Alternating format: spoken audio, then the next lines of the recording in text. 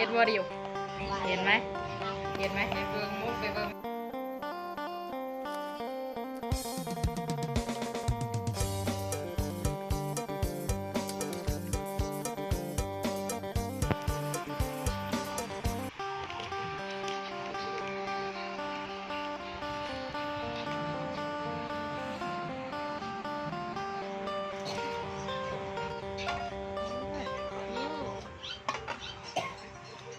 เหมือนเข้ามากินข้าวเปียกมันอันนั้นมันปวดเด้อพี่น้องเฮ็ดสูตรเก่าสูตรมากง่ายสูตรหมออันนั้นมันปวดใส่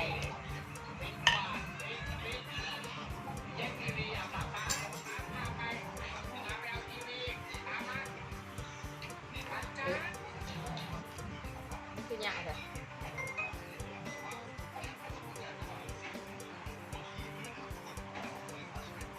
ซุปดีว่าเสร็จสูตรที่รอมันอันนั้นได้มันอันนั้นบดแซ่บมันเสียงสีขาวๆขาดปุดๆหรือมันบดแซ่บมาก ก็ เล เลย ยเอาก่อน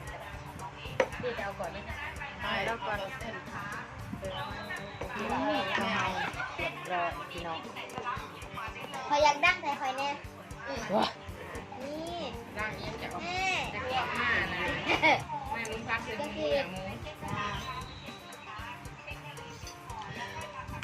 นี่พี่น้องก็ได้เป็นที่เรียบร้อยเนาะก็จะมาปรุงเด้อบัดนี้พี่น้อง ไม่เอาเลือดนะคะน้องหมูเอาอยู่ ใส่พริกกินเผ็ดๆนะเนาะพี่น้องหวานก็ได้แต่ว่ากินเผ็ดย่าใจเดี๋ยวเอาเครื่องปรุงลง ข้นมากเล ต้ ย นหอมลง เป็นหน่อยไปบ้างวะเรียกว่าเอาไหม อันนี้เป็นกระเทียมเนาะพี่น้อง จะโรยได้เลย เจียว กระเทียมกันจะโรยก็ เรา ได้ เล่นกินดับซี่ริวเป็นจานหนึ่ง ใส่มะนาวนิดหนึ่ง เดี๋ยวร้านน้องจะแซ่บ จะมากด มึงแน่ ก็ตะไลเฮ็ดบ่ดิวเห็นไหมเห็นไหม ไปเบิ่งมุกไปเบิ่งมุกไป แม่ไข่ น้ำตาลอยู่ ไก่ ใส่ เกินไปอ่ะ อันนี้น้ำตาล ไข่ไปอ่ะ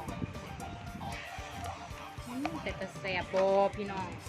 เฮากระปรุงไปตีเรียบร้อยเฮาบ่ปรุงยังได้นะว่ารู้สึกว่าซีมือตัวเองเฮ็ดแสบสบายดีพี่น้องวันนี้มาปลูกหอกกะเพราคือเก่าเนาะวันนี้เฮามากิน แต่ย่ามากิน ข้าวเปียกเสร็จเนาะคือคนหลังจากบ่ได้พอกันตอนนี้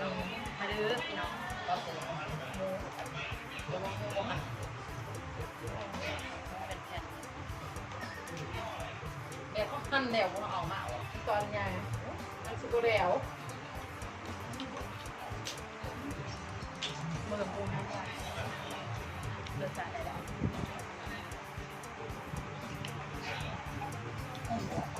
พักเวลาพักพี่น้อง แกง 3 คนคือเก่า แกงกับหมูเลยกินตามคนเก่าเลย กินได้ก็กิน3 คนคือเก่า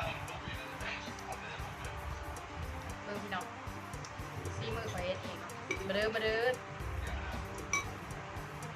ที่ไหนเราหลังน้ำตาล เอามาดูเสร็จ ก็มีชูได้เอาชู มันไม่กินเนี่ยอยู่นั่นน่ะหาเรื่องถ่ายคลิปหรอกเร็วแท้เรื่องถ่ายคลิปเร็วมาก ได้ยังได้ ตามเป็นสาวดี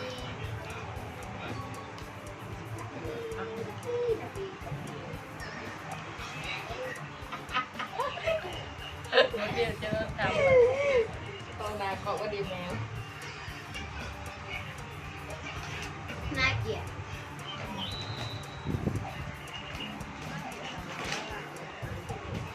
เอามือหน้า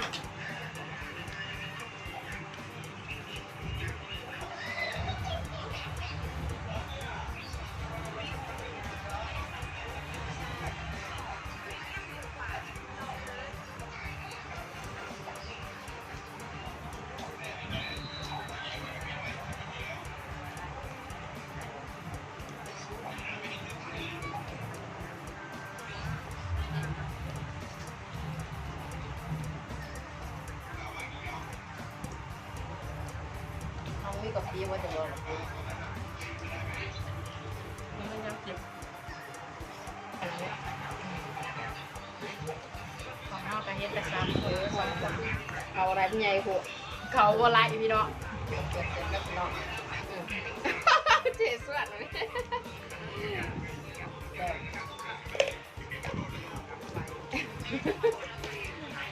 เป็นผู้บ่าวน้อยนะสมัยก่อน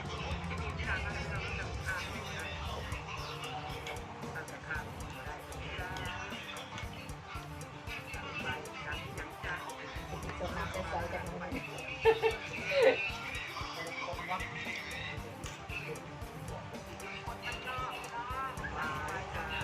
โยกอันก็ไปกับพี่ติ๋มไม่ได้ไปกับพี่ติ๋มไม่ได้ไหน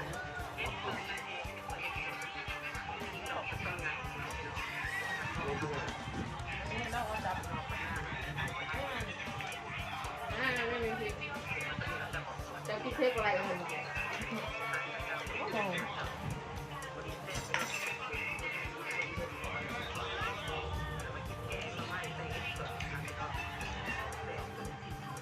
จะมาได้เปิดอ่ะเพราะว่าผมไม่ได้ผมเพื่อนไม่ได้เปิดอะไรแจกไม่ได้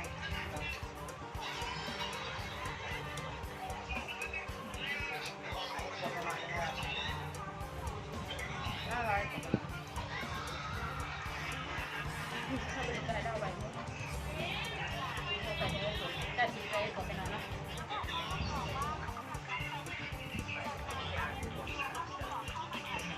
จับ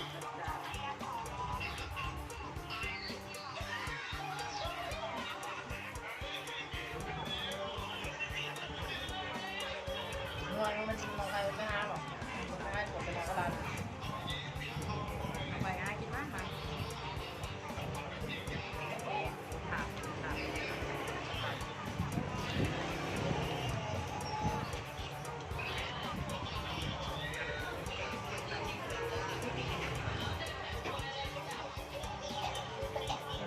เดียวก็หวาน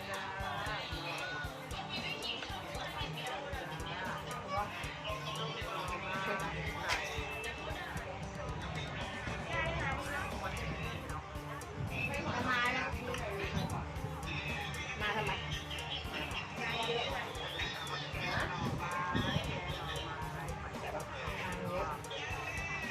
อะไรนะก็รู้ว่าหนักก่อน แล้ว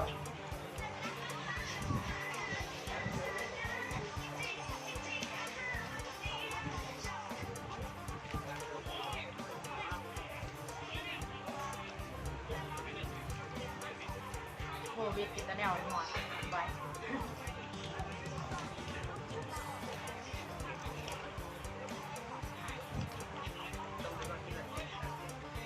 เอาไหมโยกดัน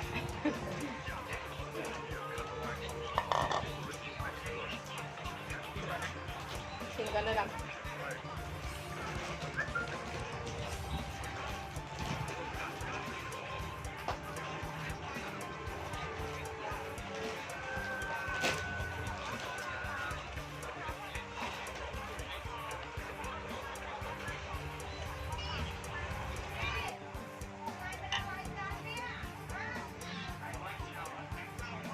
เอาเลือดไหมนะ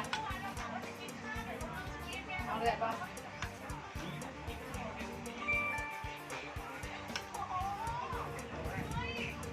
เอากระดูกไก่ไหม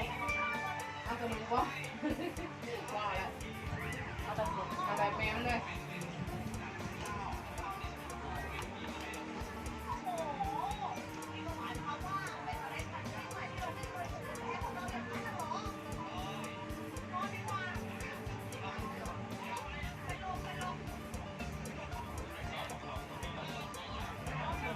อยู่ระดับพี่น้องระดับแม่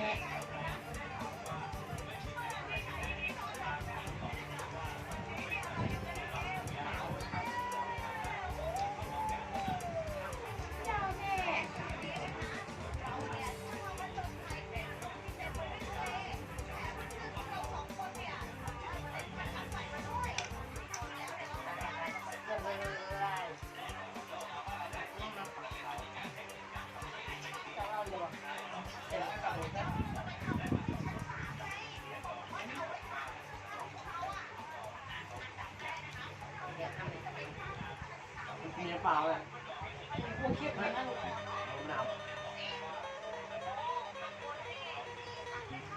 ปลากินได้ปะ